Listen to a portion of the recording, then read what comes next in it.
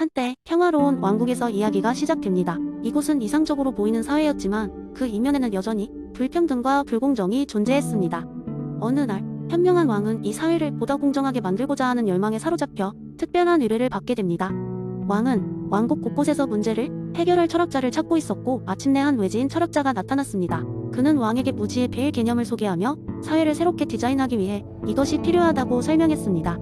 폐하, 우리가 지금 논의하려는 모든 정책과 사회 구조를 결정하기 전 고려해야 할 것은 바로 무지의 배일입니다. 철학자는 말을 이어갔습니다. 이 배일 뒤에 서면 사람들은 자신이 어떤 지위를 가질지 모르는 상태에서 결정하게 됩니다. 즉, 부유한 귀족일지, 농부일지, 혹은 어떠한 능력이나 장애를 가질지 상상할 수 없는 상태에서 말입니다. 왕은 이러한 사고 실험이 흥미롭다고 생각했습니다. 그는 왕국의 모든 신하들과 귀족들에게 이 무지의 베일을 통한 특별한 회의에 참석하라고 명령했습니다. 참석자들은 아무도 자신의 현재 위치나 사회적 지위를 알 수 없는 상태에서 회의에 임하라는 지시를 받았습니다. 회의장은 마법처럼 꾸며졌습니다. 참석자들은 각자의 모습이나 소속을 잊게 만드는 마법의 가면을 써야 했습니다. 이제 그들은 진정한 무지의 베일 뒤에 서 있게 되었고 서로가 누구인지 모른 채로 자유롭게 발언할 수 있었습니다. 이러한 환경에서 그들은 여러 중요한 주제를 논의했습니다. 교육 기회의 평등, 의료 서비스 접근성, 경제적 분배의 공정성 등 다양한 사회적 문제들이 테이블 위에 올랐습니다. 어떤 귀족은 가면 뒤에서 진정한 빈곤의 두려움을 이해했고 어떤 농부는 부유한 삶의 무게를 상상했습니다. 토론은 뜨겁게 이어졌고 참석자들은 서로가 자신의 위치에서 벗어나 바라볼 때 얼마나 많은 것을 이해할 수 있는지 깨달았습니다.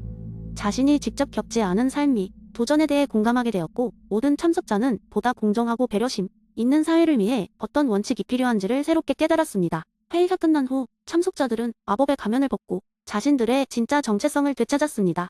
하지만 그들은 이제 이전과 달라져 있었습니다. 비록 다시 자신의 출신다리로 돌아갔지만 이제 그들은 사회의 모든 구성원을 위한 법과 정책을 설계하기에 앞서 보다 넓은 시각을 갖게 되었습니다. 왕은 철학자에게 경의를 표하며 당신의 제안 덕분에 우리는 모두 눈을 뜰 수 있었습니다. 무지의 베일은 우리가 어떻게 진정 공정한 사회를 만들 수 있는지를 보여주었습니다. 철학자는 미소 지으며 왕국을 떠났고 그 후로 왕국은 이전보다 더 조화롭게 발전하게 되었습니다. 이 이야기는 무지의 베일이 얼마나 강력한 도구가 될 수 있는지를 보여주는 사례로 남았습니다. 그렇게 왕국의 사람들은 더욱 공정한 원칙 아래의 새로운 삶을 누리게 되었습니다. 두 번째 이야기, 어느 마을에 사람들이 살고 있었습니다. 이 마을은 다른 곳과 달리 도로에 신호등이 하나도 없었습니다. 사람들은 처음에는 자유로운 무법지대로 느꼈지만 시간이 지남에 따라 불편함을 느끼기 시작했습니다. 차들이 서로 양보하지 않고 보행자들이 길을 건널 때마다 생명의 위협을 느꼈기 때문이죠. 그러던 어느 날 마을 회의가 열렸습니다. 주민들은 모여서 현재 문제에 대해 논의했습니다. 우리는 왜 이런 혼란 속에서 살아야 하는 거죠? 이처럼 위험한 상황이 지속되면 언젠가 큰 사고가 날 것입니다. 라고 한 주민이 말했습니다. 최고의 연장자인 할아버지가 나와서 말했습니다. 이곳은 단순한 작은 마을이 아닙니다. 우리는 공동체이고 서로의 안전과 행복을 책임져야 합니다. 마이클 샌델이라는 학자가 있습니다. 그는 정의란 무엇인가라는 책에서 우리가 공동체로서 함께해야 할 가치를 이야기합니다. 그에 따르면 우리는 단지 개인의 선택에만 집중할 것이 아니라 공동체의 가치와 목적에 따른 좋은 삶을 추구해야 합니다. 하지만 젊은이가 항의했습니다. 개인의 자유는 어떻게 되는 거죠? 우리는 왜 신호등과 같은 규칙에 얽매여야 하죠? 할아버지는 웃으며 답했습니다. 그렇지, 자유는 중요하지. 하지만 당신의 자유가 다른 사람들의 안전을 위협할 때 그것은 더 이상 순수한 자유가 아닙니다. 그것은 무책임과 같다네. 우리가 신호등을 설치하면 그것은 규칙으로부터의 구속이 아니라 서로를 생각하는 마음에서 비롯된 것이네. 사람들은 한동안 조용해졌습니다. 그러다 한 여자아이가 손을 들어 말했습니다. 우리 학교에서는요, 시간을 정해서 같이 놀아요. 그래야 다 같이 놀 수 있거든요. 이게 바로 그런 거 아닌가요? 사람들은 웃음을 터뜨렸습니다. 그리고는 이내 동의하는 눈빛으로 서로를 바라봤습니다. 마침내 회의는 마을 중심가에 신호등을 설치하기로 결정하며 끝이 났습니다. 그 후 마을은 더 안전해졌고 주민들은 서로를 더욱 신뢰하게 되었습니다.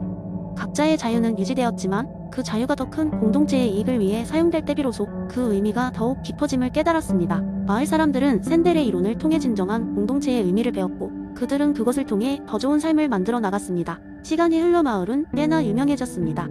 사람들은 그곳을 정의로운 마을이라고 부르며 방문하기 시작했습니다. 나그네로 온 사람들에게 마을 사람들은 늘 같은 이야기를 해주었습니다. 우리가 잘 사는 이유는 단순합니다.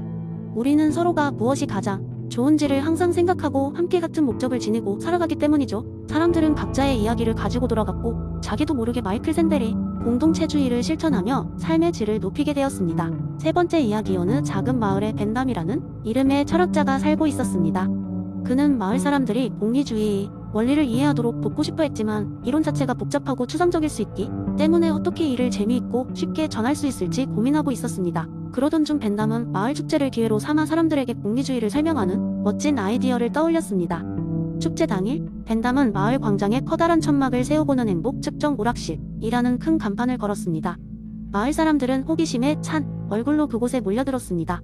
벤담은 환한 미소로 사람들을 반기며 각자 즐길 수 있는 여러 게임을 마련했다고 말했습니다. 하지만 이 오락실의 특별함은 단지 게임을 즐기는 것에 있지 않았습니다. 그는 게임을 통해 최대 행복 원리를 체험하도록 할 계획이었습니다. 첫 번째 게임은 착한 사마리아인의 선택이라는 이름이 붙여졌습니다. 게임 참가자는 가상의 도시에서 여러 사건에 직면하게 되며 각 사건마다 선택을 해야 했습니다. 만약 옆집에 불이 났다면, 길 잃은 아이를 만났다면, 참가자는 각 선택마다 어떤 결과가 도출되는지를 시뮬레이션으로 보게 되며 그 선택이 도시 전체의 행복에 어떤 영향을 미쳤는지를 점수로 측정할 수 있었습니다. 이 게임은 사람들에게 단순히 선의를 베푸는 것 이상의 결과를 보여주며 행동의 결과를 깊이 있게 생각할 기회를 제공했습니다. 다음으로 벤담은 행복 균형 아케이드라는 게임을 소개했습니다. 이 게임에서 참가자들은 제한된 자원을 가지고 여러 사람들을 행복하게 만드는 임무를 맡았습니다. 자원에는 음식, 물, 그리고 오락용품 등이 있었고 참가자의 목표는 최대한 많은 사람들에게 자원을 효과적으로 분배하여 전체적인 행복의 수준을 높이는 것이었습니다. 게임이 진행되면서 자원을 배분받은 사람들이 환호성이나 실망의 소리가 들리면서 자원 분배의 중요성과 그것이 가져오는 행복이 균형에 대해 깊이 깨닫게 되었습니다. 벤담의 오락실은 마을 사람들 사이에 큰 화제를 불러일으켰습니다. 사람들이 다른 곳에서는 경험하지 못했던 방식으로 자신의 선택이 어떻게 전체적인 행복에 영향을 미치는지를 직접 체험할 수 있었기 때문입니다. 벤담은 이를 지켜보며 미소 지었습니다. 그는 복잡한 이론을 재미있고 실용적인 방식으로 전할 수 있다는 확신을 얻었고 마을 사람들 또한 서로 다른 선택과 그에 따른 결과를 통해 공리주의적 사고를 일상생활에 적용하기 시작했습니다. 마침내 축제가 끝날 무렵 마을 사람들은 벤담에게 다가와 고마움을 표했습니다. 어떤 사람은 일상에서 어떻게 더 많은 사람을 행복하게 할 수 있을지 깊이 고민하게 되었으며 또 다른 사람은 자원 분배의 중요성을 새롭게 깨달았다고 했습니다. 벤담은 고개를 끄덕이며 자신의 믿음을 공유할 수 있게 되어 기쁘다고 답했습니다. 그리고 그는 속삭이듯 말했습니다. 결국 우리 모두가 최대 다수의 최대 행복을 목표로 하는 것이 바로 우리의 궁극적인 과제 아닐까요? 라고 벤담의 창의적인 오락실은 그 후로도 여러 해 동안 이어졌고 마을 사람들은 매년 그곳에서 웃음과 깨달음을 얻었습니다. 그는 단순히 철학적 가르침을 전달하는 것을 넘어 사람들에게 행동의 결과를 직접 체험하게 함으로써 공리주의의 정수를 마음 깊이 새길 수 있게 만들어 주었습니다. 네 번째 이야기, 데이비드 휴미의 인과관계 회의론을 바탕으로 한 재미있는 이야기를 들려드릴게요. 오랜 옛날 무언가 이상한 일이 벌어지기를 바라는 사람들이 모여 사는 작은 마을이 있었습니다. 이 마을 사람들은 믿기 힘든 우연한 사건들을 통해 인생의 비밀을 풀어보고자 했습니다. 어느 날 마을의 대장장이인 톰이 자신의 대장간에서 망치를 힘차게 내려치는 순간 갑자기 하늘에서 벼락이 내리치며 마을 한가운데 높이 솟은 나무에 불이 붙었습니다. 마을 사람들은 이 광경을 목격하고는 깜짝 놀랐습니다. 다음 날 사람들은 톰의 대장간 앞에 몰려들었습니다. 톰이 손을 대기만 하면 무언가 특별한 일이 벌어지는 게 틀림없어 그들은 그렇게 믿기 시작했습니다. 마을의 장로는 이 사건을 신의 개입으로 해석하기도 했습니다. 하지만 사실 톰은 단지 그 순간에 우연히 망치를 내리쳤을 뿐이었습니다. 몇 주가 지나자 마을 사람들의 흥미는 점점 더 커져만 갔습니다. 어떤 이는 몰래 톰의 뒤를 따라다니며 그의 행동을 세심하게 관찰했고 또 다른 이는 톰이 망치를 내리친 방향과 같은 쪽으로 기도를 올렸습니다. 그러나 하늘의 벼락은 더 이상 그들의 기대대로 떨어지지 않았습니다. 그러던 중 톰의 대장간에 새로운 견습생 젠이 찾아왔습니다. 젠은 휴메 철학을 공부한 경험이 있는 특별한 사람이었습니다. 그녀는 마을 사람들의 이야기를 듣고는 웃으며 말했습니다. 여러분, 벼락이 망치의 충격으로 인해 발생했다고 생각하시는 건 아주 재밌는 발상입니다. 하지만 휴메 철학에 따르면 그건 단지 우연일 뿐이에요. 우리의 경험에서 특정 사건이 다른 사건 뒤에 바로 일어난다고 해도 항상 인과관계로 연결되는 건 아니에요. 하지만 마을 사람들은 쉽게 믿지 않았습니다. 그들은 눈으로 본 광경과 마음속에서 정해진 신념을 쉽게 떨쳐낼 수 없었기 때문입니다. 이에 젠은 톰의 대장간 앞에서 큰 종이 한 장을 펼치고는 급히 글을 쓰기 시작했습니다. 그녀는 사람들에게 종이에 적힌 것을 읽어보라고 했습니다. 여러분, 우리가 경험한 사건들은 서로 관계가 있다고 생각할 수 있습니다. 하지만 인과적 연결은 항상 확실히 보장되는 것은 아니죠. 이제 여러분이 직접 경험하려는 모든 일들을 일일이 기록해보세요. 그러고 나서는 그 결과를 지켜보세요. 마을 사람들은 젠의 제한 애호기심을 느끼기 시작했습니다. 톰의 망치질과 벼락, 그리고 그 외의 여러 사건들을 관찰하며 기록하기 시작했습니다. 시간이 지나자 그들은 젠의 말대로 자주 우연의 일치가 있었음을 깨달았습니다. 그리고 마침내 그들은 인과관계에 대한 믿음을 조금씩 내려놓고 인생의 미스터리를 풀기 위해서는 보다 열린 마음과 다양한 관점이 필요하다는 것을 이해하게 되었습니다. 이 작은 사건 이후 마을 사람들은 서로 다른 사고방식과 경험을 존중하며 더 큰 지혜와 관용을 가져갔습니다. 톰은 여전히 대장장이로서 열심히 일했지만 이제 그의 망치질을 특별한 기적으로 믿는 사람은 더 이상 없었습니다. 그들은 우연과 운명의 미묘한 차이를 진정으로 이해하게 되었기 때문입니다. 그리고 흉의 철학이 마을 사람들에게 새로운 눈을 뜨게 한 그날 이후로 그들은 서로의 삶을 좀 더 깊이 이해하고 존중하게 되었습니다.